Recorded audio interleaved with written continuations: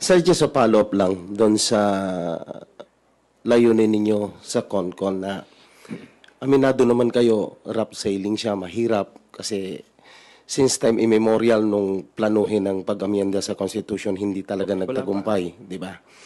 Kasi ang sabi nyo nga, walang gulatan dahil once na inopen natin ang pag-amyenda sa Constitution, may kasabihan para tayong nag-open a can of worm na beyond our control.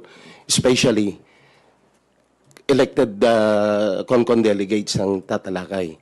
So my question is, ano yung convincing move or word na may assure natin sa taong bayan na yun nga ang masusunod, na hindi magda-divert yung mga CONCON delegates doon sa layunin sa pag-amyenda sa saligang batas? Thank you. Magandang tanong yan. Kasi kung titignan mo, mula nung 1987 hanggang ngayon, halos bawat Pangulo nagpo-propose ng CONCON, CONAS, kung ano na yan.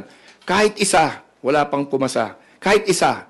So doon pa lang sa calling for a constitutional convention or calling for a constituent assembly, wala nang pumasa. 'Di ba? Doon pa lang patay na eh. So ang tingin ko, hindi tayo nakarating doon sa lugar na pwede natin sagutin yung mga tanong mo. Okay? Kasi yung mga tanong mo have to do with paano yung i-implementin yung CONCON. 'Di ba? Ilang delegado 'yan? Gaano kadalas magmi-meet 'yan? Gaano katagal 'yan magiging CONCON? 1 year, 2 years? Mga detalyeng ganun. Kasi katulad ng House of Representatives at Senado, 'di ba hindi lang membership, number, period of sessions ang nandyan, pati may House rules, 'di ba? Meron mga limitation ang House eh. 'Di ba? Hindi kami pwedeng gumawa ng batas na hindi babalik sa Senado for confirmation, 'di ba? Hindi pwedeng mag-approve ng Senado ng kahit anong gusto nila na hindi babalik sa House for confirmation.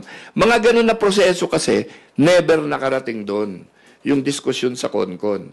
So ako tingin ko, pag nakalampas tayo dito sa call for a constitutional convention at nag-usap na yung mga senador at congressmen doon sa pamamaraan, sa detalye kung paano gagawin yung constitutional convention, baka magkasundo kami, baka pumayag na sila. Di ba?